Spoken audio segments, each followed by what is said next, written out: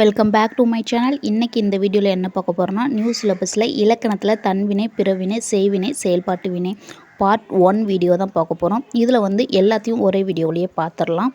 இதில் 300க்கும் மேற்பட்ட கொஸ்டினும் பார்த்துடலாம். இதுக்குள்ள சிலபஸ் படி ஏற்கனவே நிறைய வீடியோ போட்டிருக்கோம். அதை பார்த்துட்டு வந்தால் சிலபஸ் படி வரிசையாக வந்துடும். நான் போடுற வீடியோ உங்களுக்கு தொடர்ந்து வேணும்னா இந்த சேனலை சப்ஸ்கிரைப் பண்ணிக்கோங்க. சப்ஸ்கிரைப் பண்ணிவிட்டு ஆளுங்கிற பட்டனை கிளிக் பண்ணி வச்சுக்கோங்க. இந்த சேனலில் என்னென்ன வீடியோ போடுறோம்னா, ஆர்ஆர்பி, எஸ்எஸ்சி, டிஎன்பிசி எல்லாத்துக்குடைய நோட்ஸும் போடுறோம். வரிசையாக எக்ஸாமும் அப்டேட் பண்ணுறோம். மறக்காமல் இந்த சேனலை சப்ஸ்கிரைப் பண்ணிக்கோங்க. வாங்க வீடியோக்குள்ளே போகலாம். இந்த வீடியோவில் என்ன பார்க்க போகிறோம்னா, தன்வினை, பிறவினை, செய்வினை, செயற்பாட்டு வினை பார்க்க போகிறோம். ஃபஸ்ட்டு தன்வினை பார்க்கலாம். எழுவாயும் தானே செய்யும் செயலும் குறிப்பது தான் தன்வினை. ஓகேங்களா? அதுக்கு ஒரு எடுத்துக்காட்டு என்னென்னா, பாத்திமா திருக்குறள் கற்றாள் அப்படின்னு சொல்லிக்கலாம். இதில் ஒரு பேர் வரும், அப்புறம் என்ன பண்ணுறாங்க அப்படின்னு வரும். அப்படின்னா அது தன்வினை. இதில் பிற எடுத்துக்காட்டு எக்ஸ்ட்ரா ஒரு 10 கொஸ்டின் பார்க்கலாம். கீழே வாங்க. இப்போ கோதை நன்கு படித்தாள் அப்படின்னா அவளாக படிச்சுக்கிறா, அப்போனா அது தன்வினை. அரசன் ஆணையிட்டான், அவன் ஆணையிடுறான். சரிங்களா? அதுவும் தன்வினை தான். மகன் மனம் திருந்தினான் அப்படின்னா அது தன்வினை. ஓகேங்களா? தீ எரிந்ததுன்னா அதுவும் தன்வினை தான். நெக்ஸ்ட்டு மாதவி ஆடினாள், அதுவும் தன்வினை தான். இதில் உள்ள 10 கொஸ்டினுமே பார்த்துக்குங்க. இது ஃபுல்லாக தன்வினை. ஓகேங்களா? ஓரளவுக்கு இப்போ தன்வினைனா என்னன்னு உங்களுக்கு புரியுதில்ல. இன்னொரு எடுத்துக்காட்டு சொல்கிறேங்க. நான் பூ கட்டினேன் அப்படின்னா அது தன்வினை. ஓகேங்களா? ஓரளவுக்கு இதெல்லாம் புரியுதில்ல. நெக்ஸ்ட்டு வாங்க நம்ம பிறவினையை பார்க்கலாம். பிறவினைனா எழுவாய் ஒரு செயலை பிறரை கொண்டு செய்யப்படுவது பிறவினை. ஓகேங்களா? புரியுதா? ஒருத்தவங்க பிறருக்கு சொல்லி கொடுக்குறது பிறவினை. ஓகேங்களா? இப்போ இதில் எடுத்துக்காட்டு பார்க்கலாம். பாத்திமா திருக்குறள் கற்பித்தாள். கற்பித்தாள்னா அடுத்தவங்களுக்கு கற்பிக்கிறது, அதான் பிறவினை. இதில் வேறு என்னென்ன சொல்லியிருக்காங்கன்னு பார்க்கலாம். தன்வினை பிறவினை ஆகும்போது மெல்லினம் வல்லினமாகும், வல்லினம் இரட்டிக்கும். ஓகேங்களா? இப்போ தன்வினைக்கும் பிறவினைக்கும் என்ன டிஃப்ரெண்ட் பார்க்கலாம். திருந்தினானா அவனா திருந்தினான், அது தன்வினை.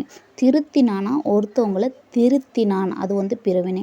வருந்தினானா அவனா வருந்தினான், அது தன்வினை. அதே வருத்தினானா அடுத்தவங்களை வருத்தினான், அது பிறவினை.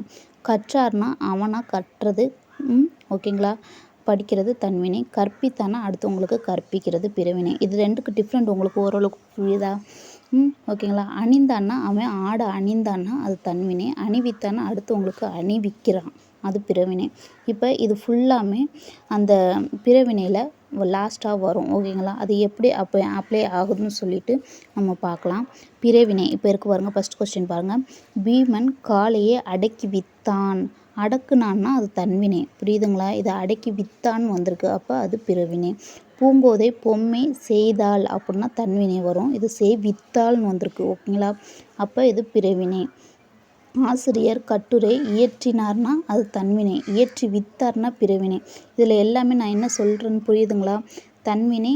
இது ஒருத்தவங்க தானே செய்யும் செயல் தன்வினை. அதே அடுத்தவங்களுக்கு செய்கிறது அது பிறவினை. ஓகேங்களா? நலன் ஓவியம் காண்பித்தான், அதே கண்டான்னா அது தன்வினை. அடுத்தவங்களுக்கு காண்பிக்கிறது பிறவினை. இப்போ உங்களுக்கு தன்வினைக்கும் பிறவினைக்கும் ஓரளவுக்கு எக்ஸாம்பிள் புரியுதா? பாருங்கள். தன்வினைனா என்னென்னு. தன்வினைனா ஒருவங்க செய்யும் செயலை குறிப்பது தன்வினை. பிறவினைனா அடுத்தவங்களுக்கு அதை சொல்கிறது பிறவினை. இப்போ நம்ம செய்வினை பார்க்கலாம்.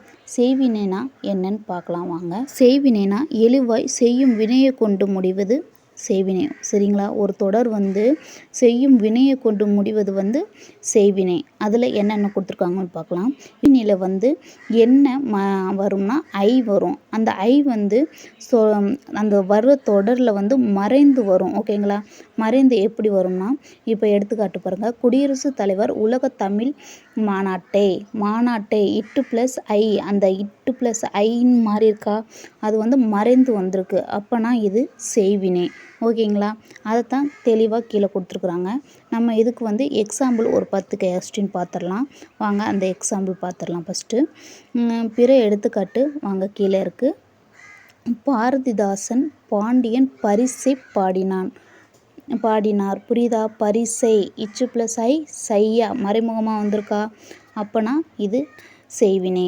நாடக கலைஞர் நாற்றுப்பற்றை வளர்த்தனர். நாற்றுப்பற்றை அப்படின்னா ஐ வந்திருக்கா? இப்போ நாற்காலியே எல்லாத்துலேயுமே ஐ வந்திருக்கு. அப்போனா இது செய்வினை. உங்களுக்கு புரியுதுங்களா? தன்வினை, பிறவினை, செய்வினை மூன்றும் ஓரளவுக்கு உங்களுக்கு புரிஞ்சிருக்கும். இப்போ நம்ம செயல்பாட்டு வினையை பார்க்கலாம். செயல்பாட்டு வினை இதை விட ஈஸி. அது எவ்வளோ ஈஸின்னு வாங்க. செயல்பாட்டு வினைனா செயல்படும் பொருள், எழுவாய், பயனிலை 3 வந்திருக்கும். இதில் வந்து 3ஆம் வேற்றுமை உறுப்பால் ஆள்னு வந்திருக்கும். ஓகேங்களா? அந்த ஆளுங்கிறது வந்துட்டு லாஸ்ட்டு முடிகிற இடத்துல படு, பட்டது, பெரு, பெற்றது அப்படின்னு சொல்லிட்டு முடிஞ்சிருக்கும். இப்போ எடுத்துக்காட்டு பார்க்கலாம். பாண்டியன் பரிசு யார்? பாரதிதாசனால் ஆள் வரும்னு சொல்லியிருக்காங்களா? அந்த ஆள் வந்திருக்கா? பாரதிதாசனால் இயற்றப்பட்டது, அந்த பட்டதும் வந்திருக்கா? அப்போ இது வந்து செயற்பாட்டு வினை. இந்த செயற்பாட்டு வினையில் பிற எடுத்துக்காட்டும் பார்க்கலாம் வாங்க. இன்னும் ஒரு 10 கொஸ்டின் பார்க்கலாம் வாங்க. கீழே போகலாம். இதில் ஃபஸ்ட்டு கொஸ்டின் பார்க்கலாம் வாங்க.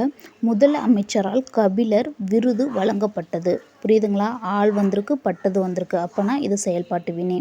என்றென்றும் நிலைத்து நிற்கும் இலக்கியங்கள் பாரதியாரால் பாடப்பட்டுள்ளன அப்படின்னா இதுவும் ஆள் பட்டுள்ளன வந்திருக்கு.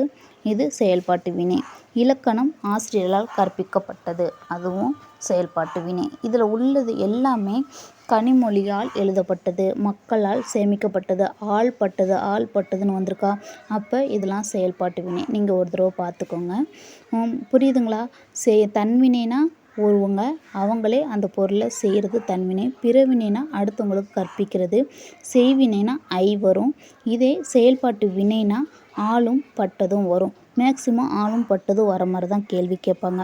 நாளும் புரிஞ்சுதுங்களா? இதோடு இந்த வீடியோ முடிச்சுக்கலாம். அடுத்த வீடியோவில் எப்படி கொஸ்டின் கேட்குறாங்க அந்த மாதிரி பார்ட் 2ல் நம்ம ஸ்ட்ரெயிட்டாக கொஸ்டின் எப்படி கேட்குறாங்கன்னு பார்க்கலாம்.